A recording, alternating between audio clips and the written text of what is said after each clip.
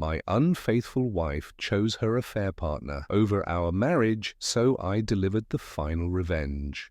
My wife, who is 36 years old, and I, who am 39, have been together for 7 years and married for 5. We've had our ups and downs like any couple, but I believed our relationship was strong, built on trust and love. Both of us had regular jobs, and although we weren't wealthy, we were happy and comfortable. About a year ago, my wife, let's call her Anna, became very interested in personal finance. She started reading books, watching YouTube videos, and attending seminars on the subject. I supported her new interest, thinking it was great that she wanted to improve our finances for a better future. Honestly, I don't know much about finance beyond the basics like mutual funds. I'm pretty ignorant when it comes to investments, with only a superficial understanding and little experience apart from mandatory tax-saving schemes. Coming from a marketing background, my exposure to finance is limited, so I usually rely on tax consultants like most people. With the rise of financial influencers on social media, Anna started learning more about the subject. She wanted to understand the stock market and cryptocurrencies. While I had some understanding of the stock market, cryptocurrencies were entirely out of my depth. At first, I joined a few virtual seminars with Anna, but the concepts felt alien to me. Everything seemed fine until she started spending more time with a wealthy investor she met at one of these seminars, someone she referred to as D. He was supposedly mentoring her in investments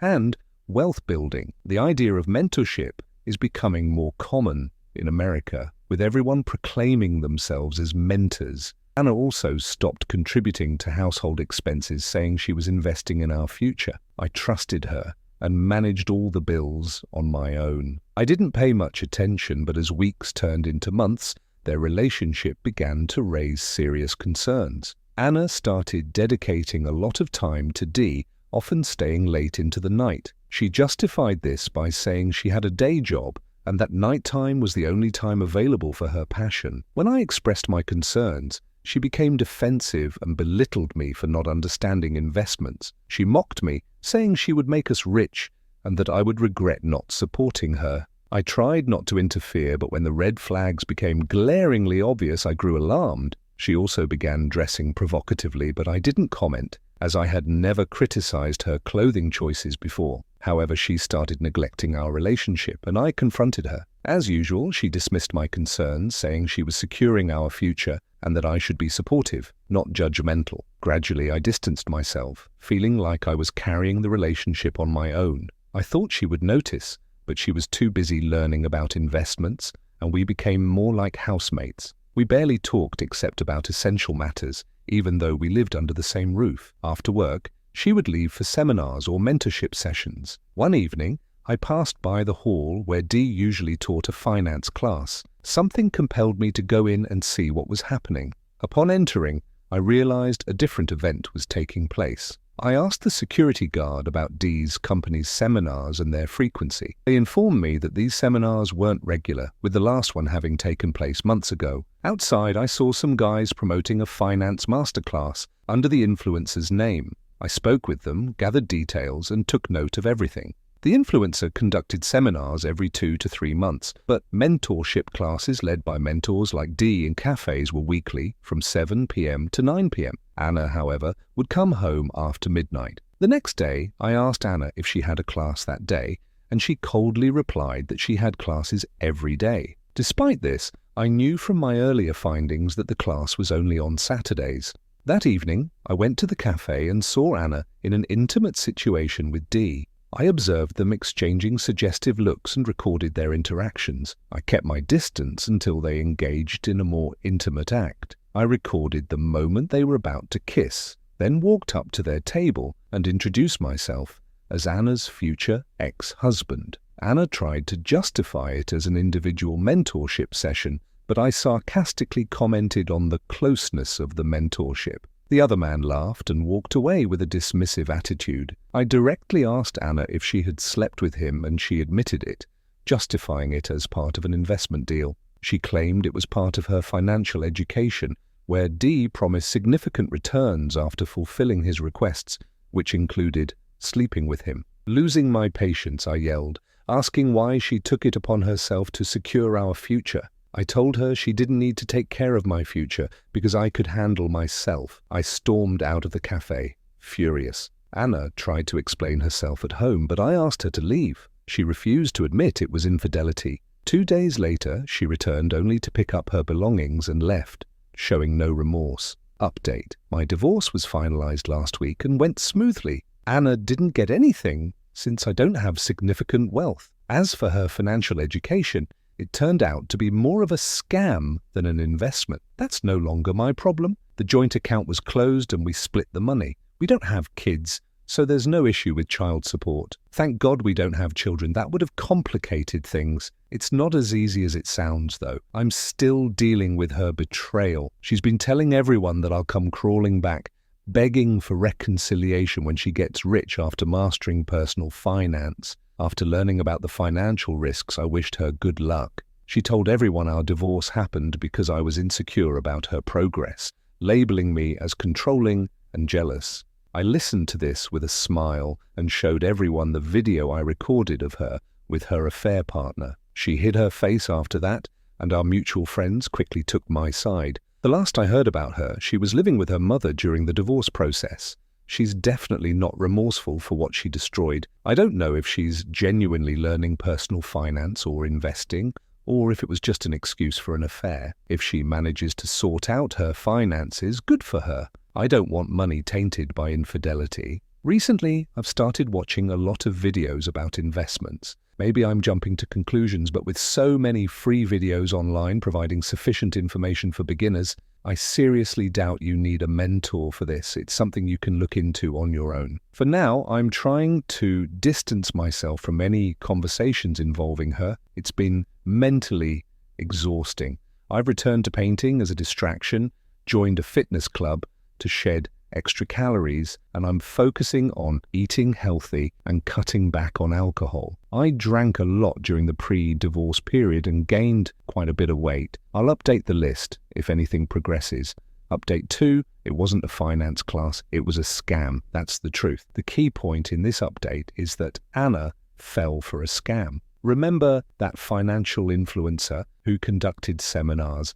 Turns out he was a con artist, scamming people and making false promises of significant returns. Anna invested about 30% of her income into this scheme, even selling valuable items like her diamond ring and platinum necklace to fully immerse herself. It seems it was all a scam. The influencer is now on the run, and his team members, including the affair partner, have been arrested as the investigation unfolds. After this news came to light, those to whom Anna bragged about her imminent wealth started mocking her. She had flaunted her newfound knowledge, belittling those with limited understanding of investments. Now, those same people are laughing at her. Apparently, she blocked these people and even deactivated her social media accounts due to being tagged in posts related to the financial influencer she supported. It's a lesson in not boasting before achieving victory, something she did all the time. I've made significant progress losing the extra weight and getting into strength training, which I'm really enjoying. I've also gone back to painting, and it's been very fulfilling. I haven't started dating yet, not because I'm trying to move on from the past, but simply because I'm not ready. Clearly, he was a scammer who managed to fool her. Update 3. I had a visitor, and it was Anna. She looked very upset and told me she had fallen for a scam. A business partner and his boss, who were involved in fraud, scammed many people, including her, and fled the country with the money. I asked if the partner had been caught, but she said no. The partner and a few other mentors close to the fraudulent boss managed to escape at the right time, leaving the rest of the team behind. I asked if she came to me because her partner had fled, but she said no. She claimed she loved me and wanted to talk. I reminded her that we were already divorced, so there was no reason to talk. She said karma had punished her. She had lost a lot of money and respect, and people were mocking her. She pointed out that I had come out of the situation well and asked what more I wanted. I responded that I wanted peace, her out of my life, and at that moment, out of my house. She then suggested that now that she and her partner had nothing between them, we could get back together. I disagreed, saying the partner wouldn't have accepted her because he had many women like her, learning tricks to make money. She begged for reconciliation, saying she wasn't emotionally involved with the partner and had been carried away by the idea of getting rich quickly. I made it clear that getting back together was not an option. I had moved on, and her pleas didn't affect me. If she had begged when the affair was exposed, I might have considered forgiveness, but seeing her true intentions changed that. She only came back to me after losing everything, still mocking me as she left the house during the divorce. Now, with no remorse, she came back when she lost it all. Unbelievable. I asked her to leave because I needed to go to my fitness class. She commented on my appearance, asking if I was seeing someone. I replied that it wasn't her business. She started crying, saying I was being rude. I told her she should thank me for being civil and listening to her after what she did. She shouldn't even have been in my house, but despite that I remained polite and heard her out. She held my hands and kept apologizing. I told her that crying and begging meant nothing to me anymore. I had loved her once, but I'd moved on. She left after I became cold with her. A few days later, her mother called, asking to meet urgently. I agreed, and the next day, over coffee, she apologized on Anna's behalf. I hugged her and told her it wasn't her fault and that she didn't need to apologize. Unlike Anna, she had always been sweet to me, even during the divorce, and never spoke ill of me. She asked if I could get back with Anna because she felt Anna was truly remorseful for what she had done. She explained that Anna had been crying constantly and was falling into depression. She was worried Anna might even become suicidal because she had lost all her savings, part of her monthly salary, and some valuable jewelry I mentioned earlier. I didn't know Anna had lost her savings. She was always a saver, and I'm sure she had at least $100,000. Losing such a large amount can affect anyone's mental health. I questioned how getting back together would help Anna deal with her depression over losing money. She said that Anna truly loved me, and even in her lowest moments, having me in her life could bring her a little happiness. To be honest, I felt sorry for Anna. I briefly considered getting back with her, but that feeling didn't last long. I quickly returned to my decision not to take her back. I told her I couldn't do it, that I didn't love her anymore. There were tears and pleas to help her avoid depression, but I stood firm in my decision and suggested taking Anna to therapy. She needed counseling more than a husband. My ex-mother-in-law was disappointed that I refused her request, but she understood my perspective. There was one more thing that would have upset Anna even more: my journey into investing. I followed some trustworthy financial YouTubers who helped me understand personal finance and investments more broadly. That knowledge significantly boosted my portfolio, and guess what? I'm already seeing good profits. I've entered the stock and bond markets too. However, I'm still hesitant about cryptocurrency trading and don't want to venture into unknown territory. I'm moving at a steady pace, learning one thing at a time. Understanding the stock market reinforced my belief that making money takes time, patience, and courage. I hope to come out stronger before thinking about dating again. I'm not ready for that yet. Her eyes lit up, and I thought I had made the right decision. I convinced myself it would work, thinking of friends who traveled for work and maintained their marriages. Looking back, she didn't really leave me much choice to refuse. If I had honestly shared my opinion and asked her not to take the job, she might have considered it, but knowing Judy well, I realized that would have come at a cost, possibly leading to the collapse of our marriage. I didn't want that. I also didn't like the idea of her being away, but if our marriage was at stake, the lesser evil seemed to be letting her go. It seemed like the only logical decision, and faced with a similar situation again, I'm not sure I'd choose differently. She spent the night thanking me for being understanding, but I couldn't shake the wave of irritation at realizing my wife had manipulated me into feeling embarrassed so that my decision would favor her. I was sure she had provoked me, but it's hard to say. Seeing her excited after finishing her travel preparations and after a long discussion about how to maintain the marriage, we planned to talk every day to stay involved in each other's daily lives. The idea of betrayal never crossed my mind because I believed Judy was too focused on her goals, especially since the company agreed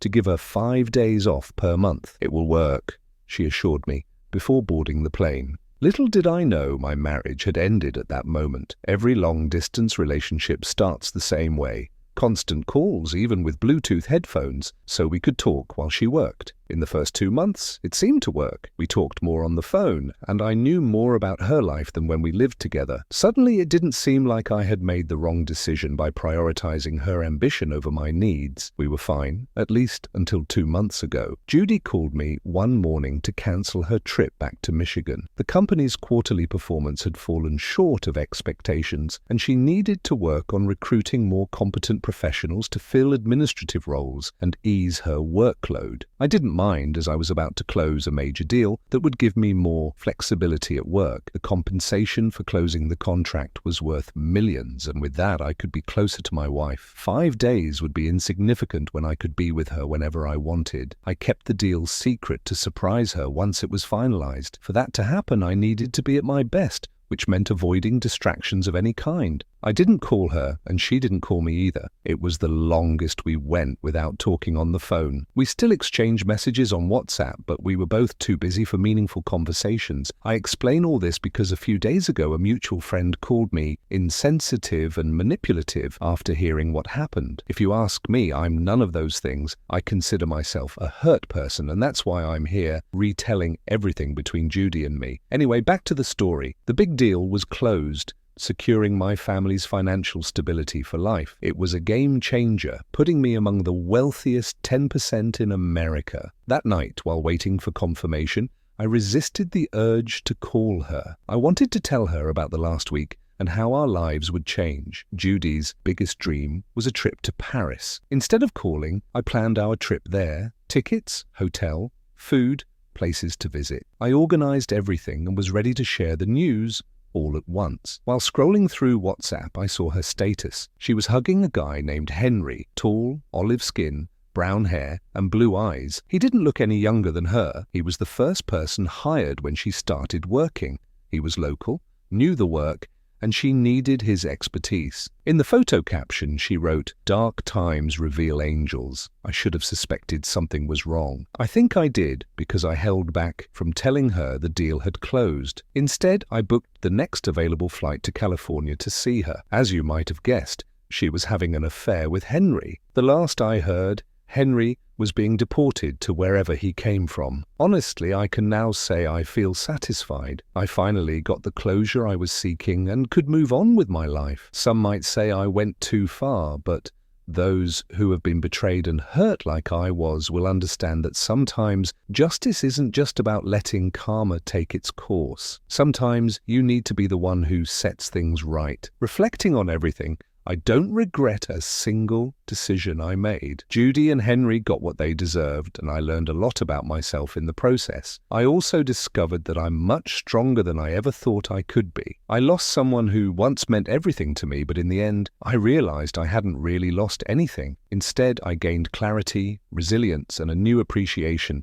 for the things in life that truly matter. As for Annie, we've kept in touch as friends. She's moving forward with her own life, and I couldn't be happier for her. We've both agreed that what we experienced was a hard lesson, but it's one we needed to learn to grow. For those of you who are wondering if revenge is worth it, my answer is yes. Not for everyone, but for those who need closure and can't find it any other way. Taking back control of your narrative can be incredibly liberating. Just make sure you're ready to deal with the consequences of your actions. For me, the consequences were worth every bit of satisfaction I felt. Life goes on. I'm not looking back anymore. The future feels brighter than ever, and I'm finally at peace.